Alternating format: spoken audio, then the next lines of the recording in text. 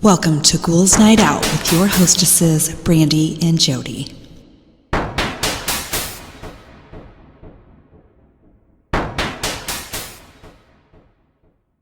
Hello, beautiful ghouls. Welcome. This is Brandy. I'm here with my sister, Jody. Hello. So I have a really stupid joke this time. What did the worker at the rubber band factory say when he lost his job? I don't know. Oh, snap. Yeah, that's stupid. That's so stupid. Okay, but that's why they're called stupid jokes. Yes. So the more stupid, the better. Okay, so I'm going to go through a few more of the history's greatest mysteries. So my first one is the NJ Ghost Sniper. In the 1920s, cars and homes were being shot at. No one could see where the shots were coming from, but they heard crazy laughter somewhere in the distance. Yeah. The strangest part about this was that no one could find any bullets. What? No one could find any bullets. The, quote, ghost sniper traveled all over South Jersey and Philadelphia, and after years of terrorizing people, he disappeared as quickly as he came. Huh. That is super weird. That is weird. Crazy laughter from in the distance? Ugh, No. That's creepy. No. What the fuck? Oh my god, that is crazy. Okay, next one is the Dyatlov Pass, which is one of my favorite stories. This one's crazy too. Yeah. It was 1959, and 9 people in their 20s decided to go on a skiing trip through the Ural Mountains in Russia. Does that sound right? That sounds good to me. All right. They never returned. It took 3 months for the rescue team to find all of their bodies. All of them appear to have died at different times from different causes. In their diary, one of them had written, quote, "From now on, we know that snowmen exist." I'd never heard that. I never heard that. What? I have never heard that. I have never before. heard that. I think have someone's... heard this story I don't know how many times. From people who do actual research. Yeah. And I have never heard that before. I think someone's making some shit up. I think someone is. But, oh my gosh. That's creepy. That is creepy. People just adding their own shit. What the hell? You can't do that. That's cheating. Oh my gosh. Okay. One of the men in particular rushed out of his tent without any snow gear, but was holding his camera, urgently trying to photograph something. He died of a head injury. Never heard that either. I heard that there was one person that had a camera, I think, around his neck. Oh. But I heard that the tent was torn From the inside. out. So, Yeah. which is what was in there. Yeah. Oh my god. So creepy. The damage found on the other bodies was so bad, it was said that their bodies looked like they were in a car crash. They were killed by some force that a human would not be powerful enough to do. To top off an already strange story, their clothing had high levels of radiation. Crazy. That whole story is just nuts. And, the more you look into it, the weirder it gets. But, I mean, someone making up shit, that's not cool. No, it's not. From now on, we know that snowmen exist. That makes me very sad. So some of the hypotheses of what happened was Bigfoot. Yep, that was one of them. Aliens. The Russian government was one. Because of the radiation. Yeah. So I guess, I don't know if someone's trying to make it sound more like it was Bigfoot. Obviously. Or what. There's snowman. Whatever. And wouldn't they call it, it would be, well, I guess it would be a snowman. Because, when I think snowman, I think carrot nose and Yeah. magic hat. I don't think... in Rudolph... the abominable snowman. Yeah. So I guess it is a snowman. Yeah. But I don't know. What are the white Bigfoots called? Do they have a name? I don't know. I just keep thinking Yeti. I I don't know if that's like a different thing or... I don't know. There's different names for Yeah, I mean, different there's... places, but I don't. Yeah. I don't know. Crazy. Next one is Travis Walton, which is my favorite UFO story ever because it is so creepy. I love it. A man named Travis Walton was a logger in Arizona in 1975. Travis was at work cutting logs in the woods with a chainsaw with 6 other men in his crew. All of them claimed to have seen a UFO, and Travis suddenly disappeared. The men called the police to report him as a missing person. 5 days later, Travis reappeared on his own. He claims he had been abducted by aliens who attempted to study him, but he had managed to escape. Is that the story that alien movie was based off of? Yes. That scared the shit out of me. Yeah, and if you want to get creeped out by freaking UFO, look him up and go into, or if you guys want me to look into it a little bit farther, I can, because just the detail that he goes into, and like I've said it before, he recognized the smell that he was experiencing when he was up in this spaceship or whatever. And that is, again, that's something that I would definitely take note of and recognize, because it smelled like cinnamon, he said. Yeah. And that resonated with me because that's something that I would notice, because you're like breathing in that smell, and it's just so creepy. Just everything about it is so creepy. Okay, my next one is Jeanette De Palma. In 1972, a dog walked into Springfield, New Jersey, holding the arm of a dead girl in its mouth. It belonged to teenager Jeanette De Palma, whose body was found on top of a mountain. Rumor has it that she was sacrificed for some kind of cult. That was all that was for that one. I'd never heard of that one. When was that? Did it have a date? It said 1972. Oh. Very weird. Okay, and this one I'm probably going to butcher, but Isidore, I guess, Fink. In 1929, a man named Isidore Fink returned home to his New York apartment. Moments later, screaming was heard from the inside. However, the doors were locked from the inside and the windows were nailed shut. After prying the boards off of the windows, the police actually needed to send a small child to unlock the front door because the window was too small for an adult. When the police went inside, they saw that Isidore was dead with 3 bullet holes in his chest. They could not find a gun, nothing was stolen, there were no fingerprints, and there should have not been a way for a murderer to escape the apartment. Didn't you do that story? I did. Yeah. That was a long time ago. Yeah. But yeah, it was crazy, and like, what the heck?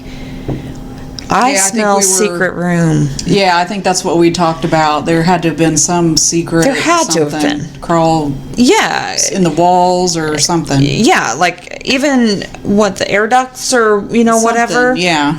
I mean, it was 1929, so there had to have been a way out. Yeah. A lot of and I guess it depends on what kind of building it was or house or whatever, but I think houses used to be built with like tunnels from room to room. Yeah. Like for maids and stuff, so they wouldn't be seen. Oh yeah. So they would go through the walls and stuff. Even because we had recently been house hunting, and we had looked at 2 houses that had it was a closet that would go from one bedroom, and you could go all the way through to a different bedroom through the closets. Yeah. So yeah, a lot of it was built like that. Mm-hmm. So yeah, it's it's crazy, but yeah, I bet it's explainable. But who knows? I mean, if they actually did a thorough investigation, and obviously they would have known about these things. I don't know. That's crazy. And maybe they had them, but they didn't go to any outside doors. Maybe it was just contained in the house. So they would still have to come out and go out a door or something, or a window. Weird. I don't know. Okay, next one. The Panchen Lama. In Tibetan Buddhism, there is a belief that the leaders of the religion are reincarnated. In 1995, the Dalai Lama discovered a 5-year-old boy named Gedun Choki Naimnina, who he claimed, that's right, Okay. who he claimed was the reincarnation of, Choki Gyaltsen, the previous Panchen Lama. He was destined to become the new leader once the Dalai Lama dies. Only 3 days after the announcement of the new Panchen Lama, Chinese authority kidnapped the little boy.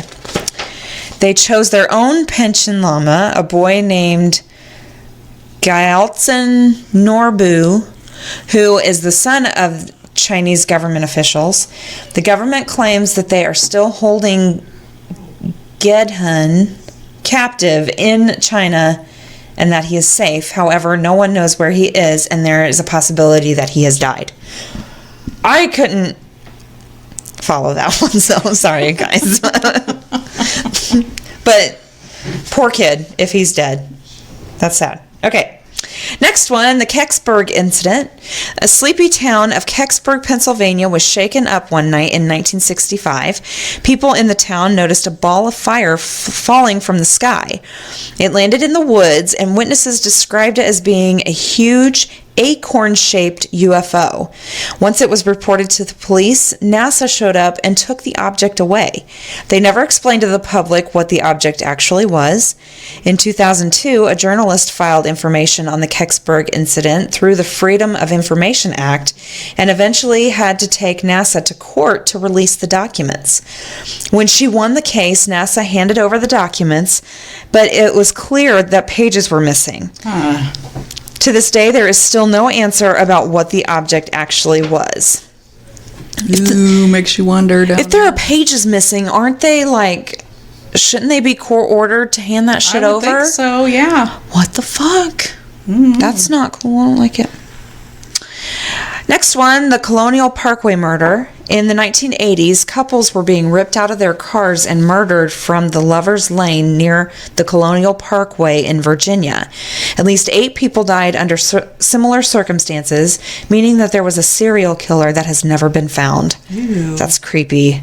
And who knows how many serial killers have never been found. Yeah, really. What year Scary. was that? In the 1980s, it said. Yeah, there were lots of serial killers in the 80s. Oh, God. Okay, next one. In 2011, a 19-year-old college student named Alexander Grant was at a party. He disappeared into a back room. When police broke up the party, Alex's friends could not find him. Security camera footage spotted Alex at a local train station. Later, cameras found him breaking into the basement of a building in town. He was missing pieces of clothing even though it was winter.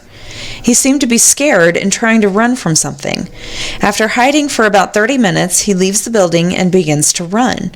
The next day, his body is found frozen under a sheet of ice in the river. At first, the police claim that he was just drunk and it was an accident. However, after learning more strange facts about the case, the police have reopened the investigation as an unsolved mystery. Creepy. Never heard that one before. Me neither. Next one, the Forrest Fenn treasure. An elderly man named Forrest Fenn claims he has hidden a $2 million treasure in New Mexico. He wrote clues on how to find it in a poem. So far, people have died trying to find this treasure. Fenn refuses to take any responsibility for these deaths, saying that the treasure is actually simple to find and that no one should die from their search. Just because y'all are a bunch of dumbasses? It's probably like right there. And he's like, dude, it's right there. Why are you dying?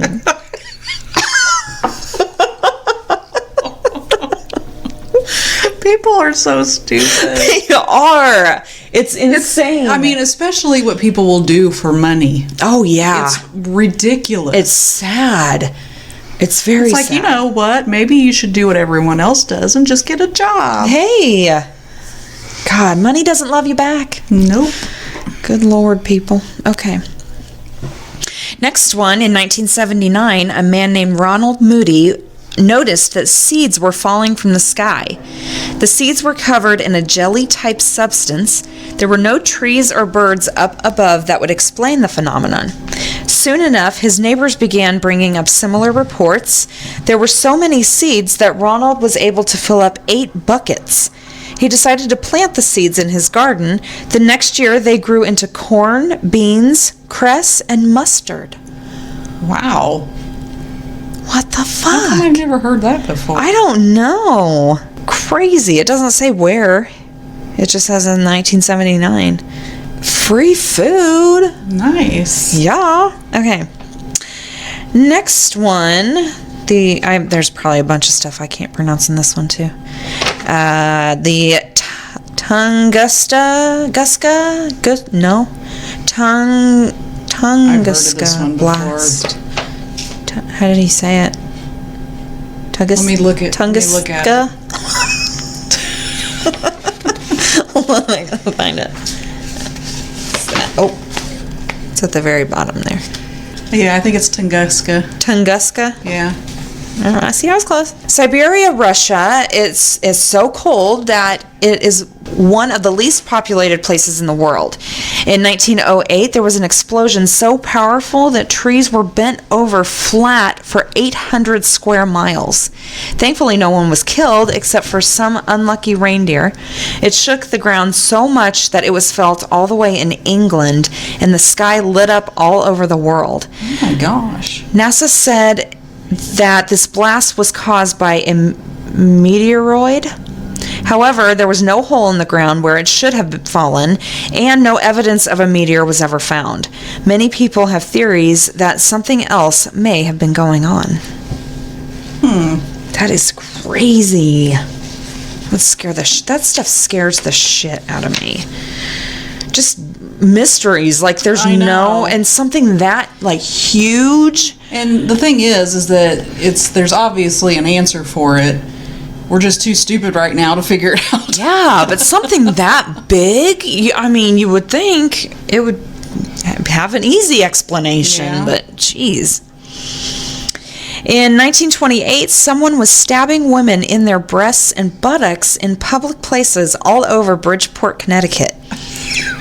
Don't laugh, that sucks. That would suck, but what the fuck? Seriously, what the fuck? A total of 26 women reported being attacked, but since it was done in crowded places, no one ever saw who did it. Oh my gosh. Man, fuck that person. That is so violating. Can't people just get a hobby? Seriously. That's not poking people. Yeah, don't stab. Oh my god, I hate everyone. Okay. In 1845, a 14-year-old French girl named Angelique Cotton began to show signs that she had superpowers. She could make objects move by holding out her hand towards them. When people came near her, they would get electric shocks. Scientists studied her, explaining that she had a special ability that they had never seen before. Her parents wanted to make money from their daughter's powers, so they began to put her on exhibit in front of an audience. A few months later, Angelique claimed that her powers went away, and she went back to living a normal life. Huh. Weird. I bet she was like, man, fuck this shit. They're gone. I don't know. I just can't do it anymore. Yeah, I'm sorry. Sorry, we're poor again. And I'm not your monkey. Okay, and my last one. West Point is one of the top military academies in the United States. In 1950, Richard Cox was only 21 years old as a cadet at West Point. He told his roommates that he was going to have a dinner meeting with a man named George. Richard left in full uniform that night and was never seen again. The FBI opened an investigation, and while there are many theories, no one knows the true story of what happened to Richard. Ooh, that's creepy. I know, George. Weird. All right, this week I did Ghosts of Oregon. Okay. I had to go through every one of our episodes today to figure out which states I've done and which ones I haven't. I thought you had them saved in your computer. Yeah, but I was doing my stories at work. Where I was supposed to. Oh my And gosh. they're saved on my computer at home. So I had to figure out which ones I could do. Oh, that's funny. All right. Lenora, Independence. The town of Independence. We're starting out good. The town of Independence is said to be very haunted, and there are few locals who have not had a personal experience. What's wrong? I have to start over. Okay. The town of Independence is said to be very haunted, and there are few locals who have not had a personal experience in Lenora. She was a 15-year-old girl who fell in love with a soldier who went off to fight in World War I and died within a week. She was brokenhearted and threw herself through a glass skylight into what is now Mangiare Italian restaurant. Holy shit. It is said that there is a stain on the floor that simply cannot be removed. Lenora's ghost has been seen wandering around town on countless occasions. Oh my gosh. I'm about tired of hearing about all these girls that are throwing themselves off of things because they don't have their man anymore. I know. Oh my gosh. Okay. Oregon Caves Chateau at Cave Junction. Oregon Caves Chateau was built in 1932, and it still has the same rustic atmosphere that it did back then. Guests say they start feeling uneasy as soon as they lay eyes on the building. This continues to build as you climb the narrow staircase to the upper floors. It is said that a spirit named Elizabeth lingers in the 6th floor hallway during the day before wandering the hotel at night. She is said to be the spirit of a young woman betrayed by her husband on their wedding night. She apparently jumped to her death from the window of room 301 after seeing her husband in a compromising position with one of the chambermaids. Oh my gosh. Really? It's men coming up with these stories. They're not true. I'm telling you. Women, even back then, can't have been that stupid. I hope not, but you just never know. Highway 101 at Cannon Beach. Highway 101 is a stunning stretch of highway along Oregon's coast. However, it may look beautiful, but it has a darker side. Since the early 60s, there have been reports of people seeing a man with a bandaged face appearing at the side of the road. Some say that he has even been glimpsed sitting in their back seat via the rear view mirror. Oh, hell But when they no. turn around, he is gone. No, that is nightmare. That is horrible. That is the worst mirror ever. And don't think about that on your way home tonight. Shut up. Shut up. You're so mean. I love you. I was going to say, oh, I'm going to have the kids, but no, I'm not. Oh, yeah, I forgot about that. Sorry. Oh, my gosh. Oregon. Is it Oregon or Oregon? I don't know. I think it's Oregon just because I'm from Indiana and we're lazy like that. Okay, so. I'll say Oregon then. Okay. The Oregon Vortex was originally known to Native Americans as the Forbidden Ground, largely because of their belief that evil spirits roamed the land. It is said that their horses would shy away and refuse to enter the area. A house was built on the land, but it has sunk into the ground at a diagonal. However, despite this, anyone who stands inside the house finds themselves standing perfectly upright. It has also been said that people appear to change height inside what is believed to be a vortex. There are also many ghost stories here, most of them revolving around the apparition of scientist John Lister, who originally discovered the unique properties of the area. Is this really a rift in space and or time, or is there some other explanation? Well, you know that house that you see on all those shows where it looks funny, and then like they'll put a ball down and Yeah. roll Oh, uphill? yeah. That's what this is Oh, about. okay. Yeah, I totally know about that. Yeah. I think they figured out why it does that, but I It's, don't remember. Well, Is I it think like they the figured out. magnetic- Yeah, they something? figured out like some of it, but some of it doesn't have an explanation. Like, isn't it where there's two blocks of wood or whatever on the ground, and if a short person stands on this one and a tall person stands on this one, they're both the same height. Oh. And then if they switch blocks, one of them's like way taller than the other person or something Yeah, weird. and that's what this one said. It said that says the house was built on the land that. Okay, I'm going to have to reread this because you didn't listen. Sorry. The Oregon Vortex was originally known to Native Americans as the Forbidden Ground, largely because of their belief that evil spirits roam the land. It is said that their horses would shy away and refuse to enter the area. A house was built on the land, but it has sunk into the ground at a diagonal. Huh. However, despite this, anyone who stands inside the house finds themselves standing perfectly upright. Crazy. So they're not like they're not leaning, they're perfectly straight. Yeah. Says it has also been said that people appear to change height inside what is believed to be a vortex. Yeah, that's what it is. Yeah. So I think they've come up with a few things that are an explanation. What's his face do a story on it? Who? I know that they did an episode of Fact or Faked on it. Okay, that's what I'm thinking of. Yeah. Okay. Were you talking about Josh Gates? Yeah, I get him mixed up with the other dude. Oh, yeah. Okay, yeah. It was Fact or Faked. Okay. I love that show. Oh, my gosh. It's the best. And the show that he's on now is not good. Well, it's the people. Sorry. But it's the people that's with him. I know. Okay, anyway. Hot Lake Hotel and Hot Springs.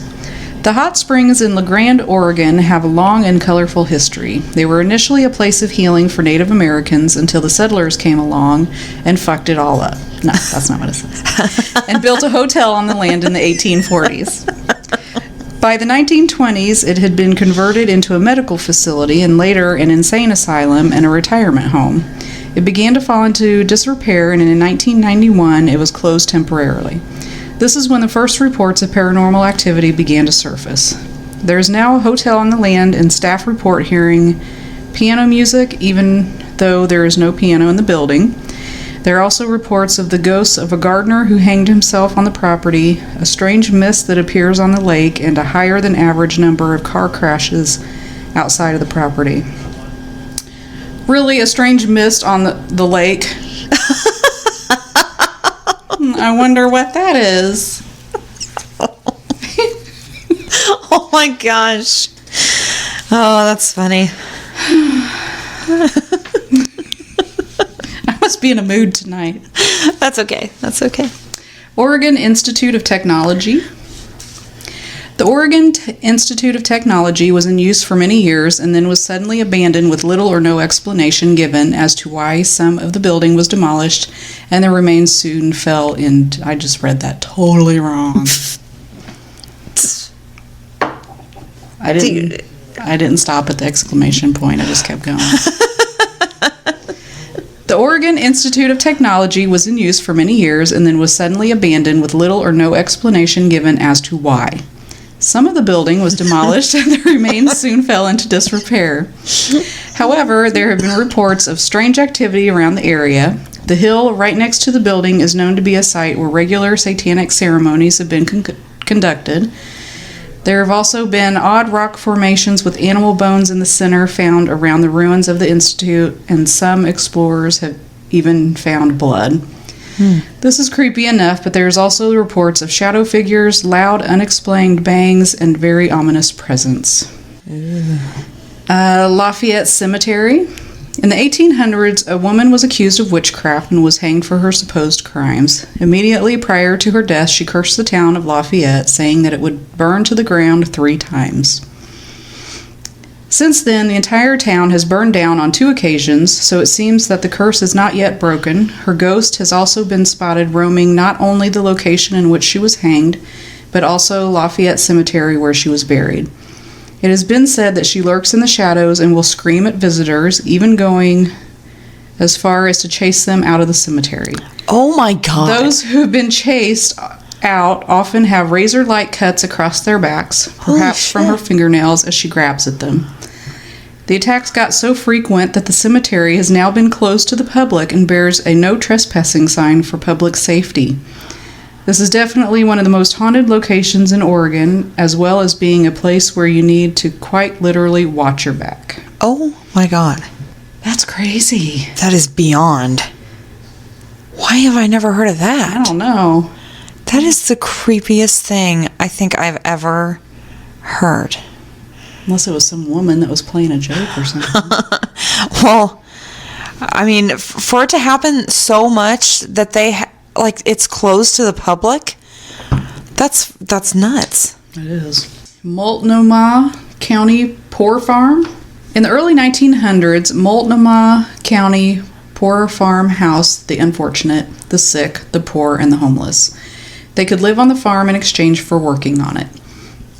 People came and went with some frequency, so it is difficult to say how many of them died here, but there were certainly a fair few. The labor was hard, and some of the people just were not up to it and ended up dying. In 1990, a hotel, brewery, and venue was built on the property, and it is around that time that the paranormal activity was first reported. Room 215 in particular seems to be a bit of a hot spot, and the hotel keeps a logbook where guests can note down their paranormal experiences while staying at the hotel. Huh. I would love to go to a hotel and read stuff like that. I don't think I'd want to stay, but... Yeah, I don't think I would stay. I don't know if I would or not. I don't think I would. I just because can't. Because I wouldn't sleep. That's Well, yeah, my thing. Yeah. I mean, we would and I know we've said this before, but we would have to go in order to look for ghosts. Yeah. And I'm not down for. That scares me. I wouldn't mind going for a tour. Yeah, that would be fun, but not to stay there all night. No. No. I don't like it. I don't want to bring nothing home. No. The Witch's Castle. Even the name of this property is enough to send a shiver up your spine, so it is hardly surprising that the Witch's Castle in Portland is considered to be one of the most haunted places in Oregon. It was purchased in 1850 by the Balch family as a sanctuary for the family, but soon it became more like a prison. When their daughter fell in love with the hired help, Danford Balch ended up killing the man. He then claimed that he did so because his wife had bewitched him with a spell. However, he was still hanged for his crime. His death holds the distinction of being the first legal hanging in Oregon. Anna was returned to the house where she had lost both her love and her father and lived out the rest of her life there. Now it is said that she haunts the building along with her father and her lost love. Her father. People have reported seeing ghostly figures fighting around midnight. Well, at least she didn't freaking kill herself. Yeah. Oh, goodness. Shanghai tunnels. Portland's Shanghai tunnels are world famous. They run under the city as a reminder that in its early years, this was a dark and dangerous city. Men and women alike were tricked or drugged in the bars and brothels all over town and dragged into the tunnels before being bundled onto boats to serve as slaves. Many were physically and or sexually abused, and several did not make it out of the tunnels alive. The hidden rooms were also used as opium dens, and many people overdosed in the tunnels. All of this death and torment has made the Shanghai tunnels the ideal breeding ground for paranormal activity, and there are countless reports of strange noises, shadows, and disembodied voices, as well as a malevolent spirit who takes pleasure in tormenting the tour guides. I've heard of those before. Yeah. I think there was like a TV episode of, one of those shows that they went, probably Ghost Adventures. I think they went there. Probably. Croissant Creek Road. Croissant Creek Road is a creepy little spot in Salem which is said to be haunted by the spirit of a little girl who was hit by a speeding car while crossing the street. It is said that drivers often see a little girl and a boy at the side of the road. Sometimes they see a ball roll into the road and the little girl chasing it. If they stop or slow down, she will simply vanish. Oh my God. That's sad. It is sad. I would absolutely die if I saw that. Oh, I know. Something just disappearing in front of your eyes. I couldn't even imagine. No. I immediately would think I've gone crazy. Mm-hmm. Like, that would be my first thought. I'd be like, oh no. Yeah. It finally happened. Oregon State Hospital. Oregon State Hospital originally opened in the 1800s as a general hospital, but over the years it got more and more crowded, and eventually it was largely being used for insane and mentally handicapped. Conditions in the hospital were not good. A combination of questionable medical practices and the constant abuse of vulnerable patients has left a dark stain on this building, and is no wonder it is considered to be one of the most haunted buildings in Oregon. There are also tunnels under the hospital that were intended to be used for transporting the more dangerous patients, but which were rumored to be used to conduct experiments on patients since nobody could hear them scream. Visitors have said that they can still hear patients calling for help, and there have also been reports of footsteps, wailing, and other strange noises. Wailing? No, thank you. And then my last one is Pittock Mansion. Pittock? Sure. It's hard to say. And it sounds funny. Pittock Mansion is a huge 16,000 square foot building that was built in 1909 by Henry Pittock, the publisher of the Oregonian, and his wife Georgina.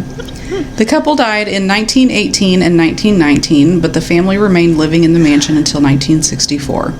The house was then turned into a museum, but few people are aware that it is one of the most haunted places in Oregon. The haunted nature of the property is more or less kept on the down low, but that hasn't stopped tales of the ghosts slipping out. Apparently, the Pittocks are still there, and they often tidy up or move the furniture around. That's all I got. Okay. So we got it was actually a Facebook post from Ashley. Hi, Ashley. Hi, Ashley. She's becoming our new co-host. Yes. So I'm just going to read this quickly. It says, "Hello, beautiful ghouls. You asked us to show interest in any of the new great mysteries you've been covering. Brandy, if you don't mind, I'm really curious about Elisa Lam and the circumstances of her death at the Cecil. I had thought I heard a year or so ago that the famous video of Elisa in the elevator wasn't actually the only piece of video evidence the police had obtained, that there had been another sighting of her but was not released. Is this true? And if so, does it have any implications about the cause of her death? I've listened and seen a few media sources cover the story, but none provided clear theories on how she ended up in the water tank. I find that a bit odd, but maybe due to lack of released evidence, there isn't enough info to make a solid guess. From what I've learned, I believe it has to be an individual either working or that had been living at the hotel for long enough to know how to get to the roof and to unlock the water tank responsible. Possibly in combination with Elisa not taking her prescribed medication. I believe that she had some mental health issues. I think she was manipulated or taken advantage of, which led to her death. Or ghosts. I really have no idea. This one hits home for me because she was Canadian and we are somewhat close in age, and I empathize with her trying to find herself on a trip through the States. I also have never heard the last disappearance covered in last week's episode of The Little Boy, super creepy, which I really should have looked that up. But I think she's talking about the one where they were playing hide and seek in the woods. Yeah, that's what I was thinking too. too. Jump out at their parents. Yeah. And I agree with you both. I think JonBenét was killed by her brother. I've seen a documentary where her stomach contents included peaches and cream. This was left on the counter in a bowl with a giant spoon as if prepared by a child. It also showed that JonBenét's head injury had similarities with an injury caused by being hit by one of her brother's train track pieces. And apparently her brother had been antagonizing her for years with horrible, quote, pranks due to his jealousy and his own mental health issues. So yeah, it's not that hard for me to believe that a family consumed with wealth and a status to cover up the murder of one child to save another and their appearance to the public. Makes me feel gross and icky. I attempted to watch the Netflix movie but couldn't do it. All the little girls auditioning to be her creeped me out. Lots of love from Ghoulie of the North. And Nate and Norm say hello to all the ghoul fur babies. They are happy to hear they have some fur cousins to the south should they ever want to vacation. Haha. Also, Little Green Children, did y'all ever watch that episode of Magic School Bus where the red-headed kid only eats orange food and begins to turn orange as a result? And then the class shrinks down and they go to investigate, LOL. Maybe at something like that, like you mentioned, the eating of beans. Aside from major gas, maybe they were green. LOL. And yeah, what the fuck? If kids are coming out of caves that are green, go investigate that cave, yo.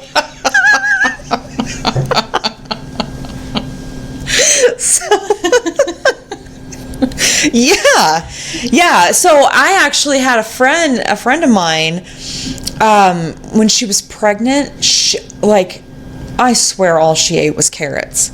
And her baby came out like freaking orange. Really? Yeah. So if you eat a certain amount of something, it can change the pigment of your skin. I think it's temporary. Yeah. But if you grew up eating one thing, who knows what it would do? Who knows? That's true. So wherever they came from, that's probably what they ate. Maybe. Yeah. And I still think they were underground or something. I think so too. So, you combine what they're eating with their environment, they're not getting any sun. Right. So the vitamins in their body are completely working differently than ours, because obviously they don't need the sun to survive, which where the fuck I don't know. That's freaking It's a weird story. I know. Maybe I can look into that later. And I will also, I might look into JonBenét a little bit more. But tonight, because Ashley wrote that in, I figured we could discuss Elisa Lam a little bit farther.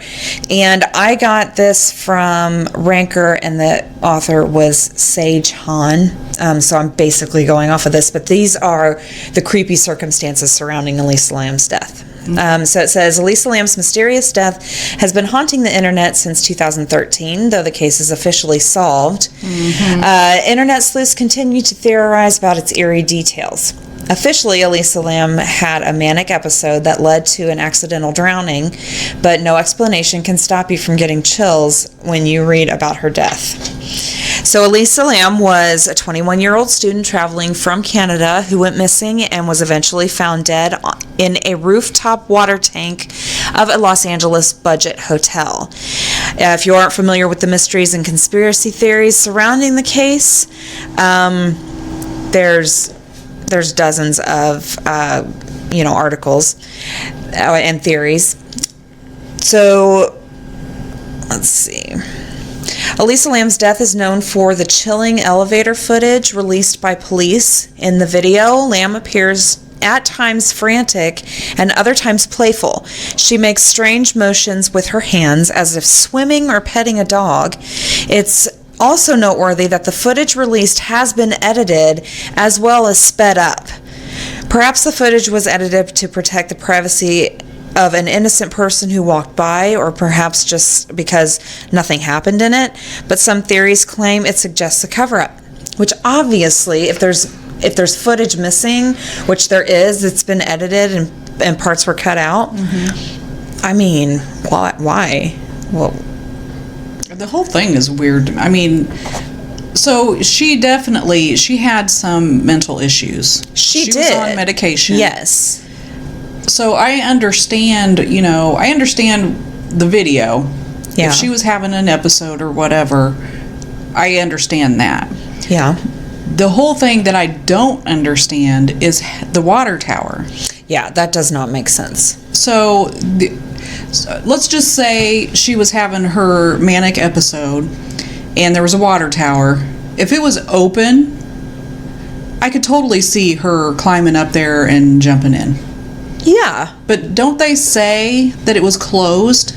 It had a door on it? I have heard it both ways. I heard that they had to get machinery up there to specifically open it because it was impossible to get it open.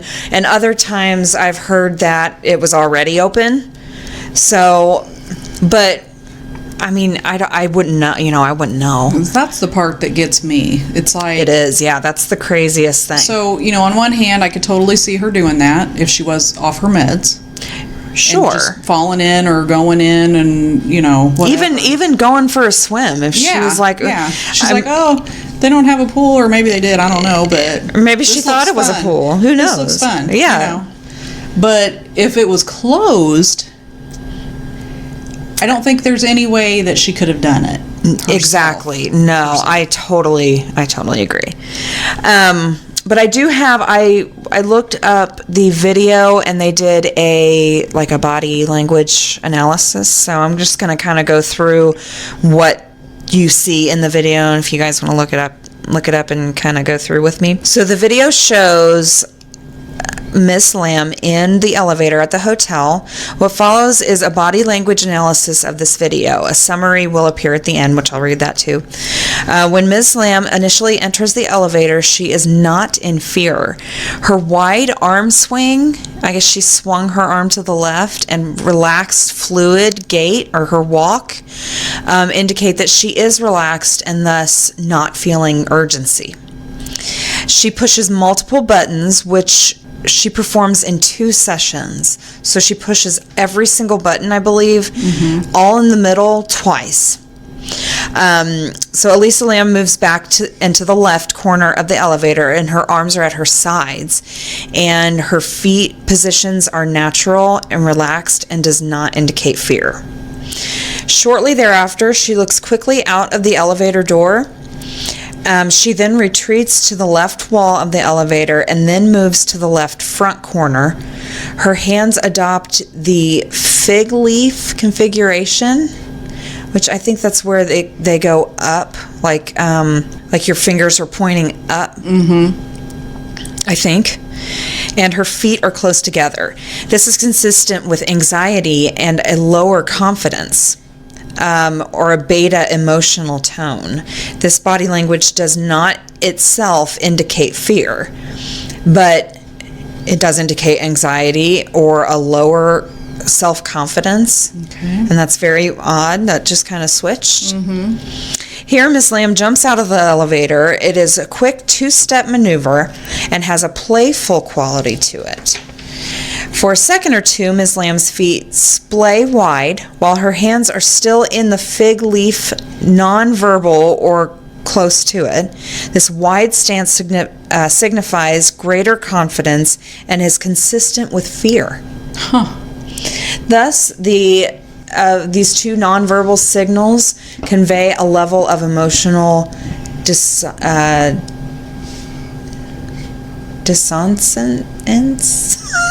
Dissonance? Maybe, yeah. That looks right. What's that mean? Dissonance? I don't know. Okay.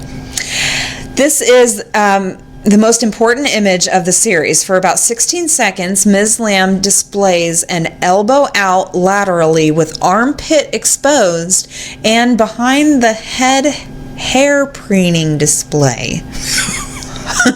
Okay. This was, at least for some time, performed bilaterally. The movement as she reaches up begins this extended preen was very fluid, slow, and deliberate, which is very important. This display cluster context is a strong and highly reliable indicator of sexual interest. The person of her interest is either present outside the elevator or she's actively thinking about this person. Here we can see both hands and arms retracting from her extended preening sexual display as Ms. Lamb turns back into the elevator. She steadies herself as she walks back into the elevator. This, coupled with her slow gait, suggests either lightheaded symptoms, vertigo, or a relative emotional extreme. I'm not sure what that means. An elbow forward bilateral hair adjust behind the ears is a nonverbal sign of Ms. Lamb, quote, dialing up her alpha. It indicates she's trying to be more assertive or courageous. This is in distinction to sexual display noted above. Notice her elbows are not pointed out laterally but held closer to her body. Although the resolution is low, we can see that Ms. Lamb is smiling. Although it may not be a true sincere smile, it is at least a fair social smile. Her right hand gestures in an illustrator with fingertip only touching her right chest. This hand illustrator suggests a lower sincerity and a higher leveling of anxiety in this moment. It's like she's going on this crazy roller coaster of emotion that, like, all at once in this video. And it's sped up, too. Yeah. So, very strange. Which could correlate with the manic episode. Possibly, yeah. And that, I mean, it really kind of sounds spot on, you know, of that, because I mean, and you know, I've never had a manic episode or not, but it has to be mental. It seems emotional. And if she's, you know, doing all this stuff, it very well could be just an episode that she's having. Okay, so I'm going to kind of skip forward here. So there's an image where her right foot goes up on her toes. She does this several times. This body language pattern indicates a significant level of excitement and optimism. It's also common with joy.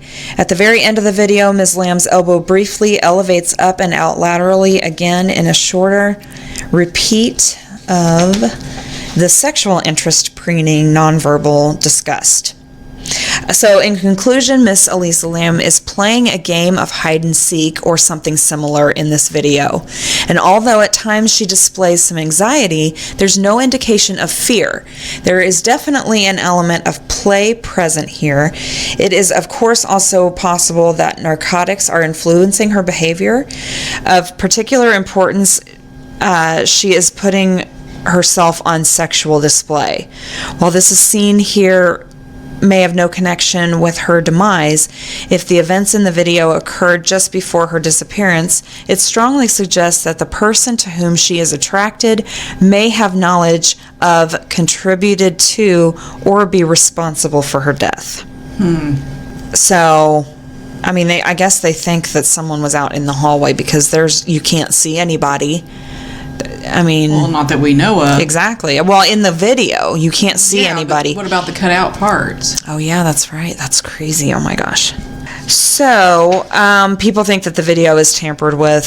So, I'm going to kind of move on. The next, creepy circumstance is it was at the Cecil Hotel, which has got crazy stuff associated with it. So Lam was not the first or even the most notorious death associated with the Cecil Hotel. In 1985, it was the temporary residence for serial killer Richard Ramirez, known as the Night Stalker. In 1991, Jack Unterweger, an Australian serial killer, called the Cecil Hotel home. In fact, since it was built in 1927, the hotel has witnessed over a dozen murders and suicide. The Black Dahlia, Elizabeth Short, was said to have stayed at the Cecil Hotel as well, though LA crime historian Kim Cooper disputes this claim. The hotel may be cursed, but a simpler, nonetheless sinister reason for the incredible number of deaths associated with the Cecil Hotel is its location along Skid Row, a notoriously poor part of Los Angeles populated by homeless people and transients. Since Lamb's death, the Cecil Hotel has attempted to rebrand itself, changing its name to the Stay on Main, though a portion of it remains a residential hotel for the otherwise homeless. In 2016, the city of Los Angeles considered making it a historical monument. Sounds like they need to tear it down to me. Yeah, but I mean, who knows? It could be like the land or whatever. Yeah, it could attract, because that is crazy. That's a lot of stuff. Exactly. In one building. Exactly. Okay, so I kind of this post was made 3 years ago by Make Mine Free to Go. I don't even know, probably on Reddit. But it was like a update for this, so it was pretty recent. But they kind of mentioned that people have thought that it was this elevator game that she was playing, and I just kind of wanted to talk about that and go over how to do it. So this is just called the elevator game, and some people think that she was playing this by herself. Oh, and I also wanted to mention just real quick, I did find on YouTube that there have been people that posted on YouTube that the roof access is like super easy to get up there, and people go up there to smoke, like employees go up there to smoke all the time, and it's like left open. So I thought that was an interesting thing too, but it seemed to be pretty easy. But like you said, it still wouldn't be easy for the water tank to be open, so that's still weird. But okay, so go back to the elevator game. So there, you play by yourself. The requirements are one building at least 10 stories high with an elevator. So instructions are: 1, enter your chosen building and get into the elevator on the first floor alone. Do not proceed if anyone else is in the elevator with you. You press the button for the 4th floor. When the elevator reaches the 4th floor, do not get out. Instead, remain in the elevator and press the button for the 2nd floor. When you reach the 2nd floor, remain in the elevator and press the button for the 6th floor. When you reach the 6th floor, remain in the elevator and press the button for the 2nd floor. When you reach the 2nd floor, remain in the elevator and press the button for the 10th floor. When you reach the 10th floor, remain in the elevator and press the button for the 5th floor. Okay, this one's different. When you reach the 5th floor, a young woman may enter the elevator. Do not look at her. Do not speak to her. She is not what she seems. Press the button for the 1st floor. If the elevator begins ascending to the 10th floor instead of descending to the 1st, you may proceed. If the elevator descends to the 1st floor, exit as soon as the doors open. Do not look back. Do not speak. Ew, I just got chills. If you reach the 10th floor, you may either choose to get off the elevator or stay on it. If you choose to get off, and if the woman entered the elevator on the 5th floor, she will ask you, "Where are you going?" Do not answer her. Do not look at her. You will know whether you have arrived at the other world by one indication and one indication only. The only person present in it is you. Well, that's boring. Why would you go there? Okay, so the return trip. If you chose to stay on the elevator on the 10th floor, press the button for the 1st floor. If it doesn't work, keep pressing until it finally does. When the elevator reaches the 1st floor, exit as soon as the doors open. Do not look back. Do not speak. Well, like forever? Like, are you done? If you chose to exit the elevator on the 10th floor, you must use the same elevator to return as the one in which you arrived. When you enter the elevator, press the buttons in the same order you did in steps 2 through 8 of venturing out, which is the first one.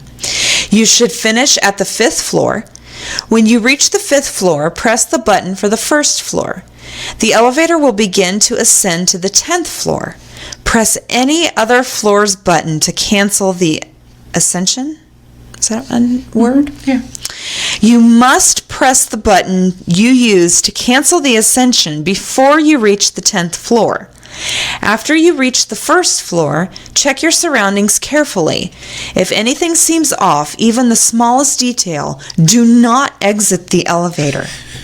If you detect something wrong, repeat step 2 until your surroundings look as they should. Once you are confident you have returned to your own world, you may safely exit the elevator. Additional notes: should you reach the other world, the floor onto which you will emerge will look almost identical to the one from your own world, save for 2 things. All the lights will be off, and the only thing you will be able to see from the windows is a red cross in the distance. That's creepy. Some say that electronic devices such as mobile phones, cameras, MP3 players, etc., don't work in the other world. Others say they do. Getting back to your own world may be more difficult than it seems. You may become disoriented and forget which elevator in which you arrived. The elevator may seem to get farther and farther away from you as you walk towards it, and so on. Be vigilant and keep your wits about you. If at any point during the ritual you faint, pass out, or otherwise lose consciousness, you will likely wake up in your own home. However, to be sure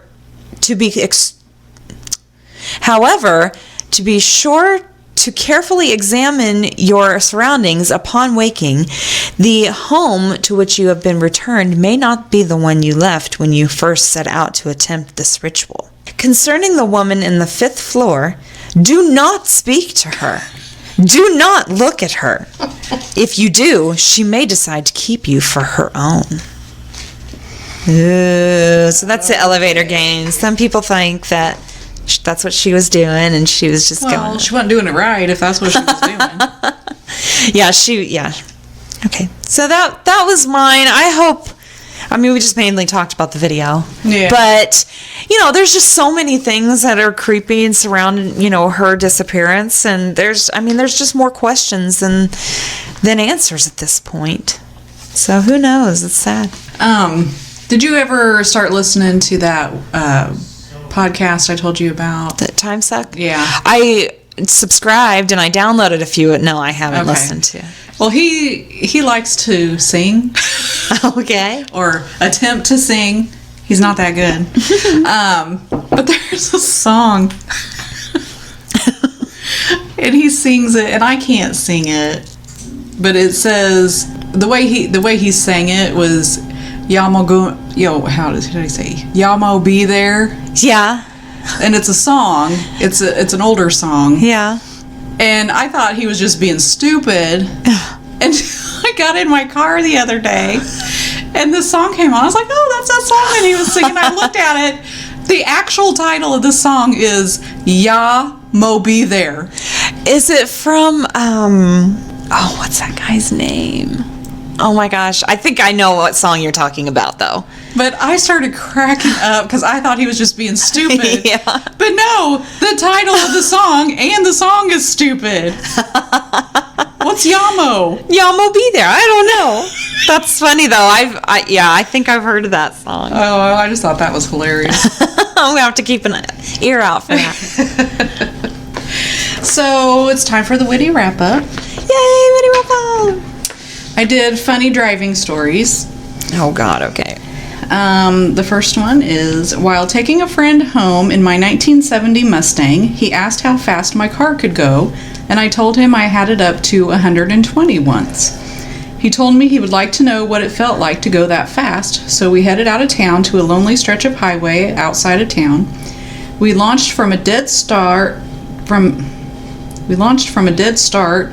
tires screaming in first, still spinning in second, and chirping when I shifted into third. Driving at that speed, I never took my eyes off the road, so I couldn't see how my friend was reacting. I imagined him with a huge grin, like mine was the first time, and concentrated on driving. At 120, I announced we had buried the speedometer and let my foot off the gas pedal. I took a moment to glance over to see my friend's reaction, only to see he had removed his seatbelt and slid into the floor with his eyes covered. Usually I would scream at anyone who removed their seatbelt while I was driving, but I was too busy laughing. He asked me to tell no one. Of course, I told everyone. From then on, I called him the front floorboard racer. Oh my gosh. That is hilarious. That's so funny because he's probably all big and like, oh yeah, I can handle it. When driving a cab back in 1983, I picked up my car, which had been in the shop. I got as far as the middle of the intersection when the back of the cab rose in the air, then came down with an ungodly crash, leaving me sitting like I was driving up a steep hill. Turns out the mechanics hadn't bothered to bolt the differential back on, so the car drove over the back wheels as they came off. Oh my gosh. A cop pulled up beside me and, red-faced with anger, told me to move because I was blocking traffic. Oh my gosh. And then he saw why I wasn't going anywhere, started laughing, got on the radio, and within a few minutes, emergency vehicles of all types were passing slowly by, laughing. Needless to say, I didn't make any money that day driving the cab, but I should have charged for the show. Oh my gosh. That's hilarious. That would suck so bad, though. I know. It would just ruin your day. I mean, your day would be over. Yeah, what would you do? You're just I sitting know. there like, okay, then everyone's laughing at you. Confession time. I have always, ever since I learned to drive, wanted to peel out. Maybe I watched American Graffiti one too many times. I just love it when guys peel out. Last time I was in Florida, I was driving a Dodge Durango, and I found myself on this stretch of road that was very, very empty. We were going for an airboat ride in the swamp, I think. And, well, the little devil on my shoulder told me to do it, so I did. Oh my God, what a thrill. My son loved it. My daughter disapproved. Guy had a sheep in his lap while he was driving. Oh my gosh. What the fuck? Some people have dogs. Yeah, sure. You know. Yeah. I was trying to turn into a gas station once, but the road was blocked by a dude in the middle of the turn lane, dressed exactly like a boxer. Fancy shorts, boots, hands taped up with boxing gloves, in really good shape. Shadow boxing. When I tried to turn, he started to box my car. I got scared and drove off.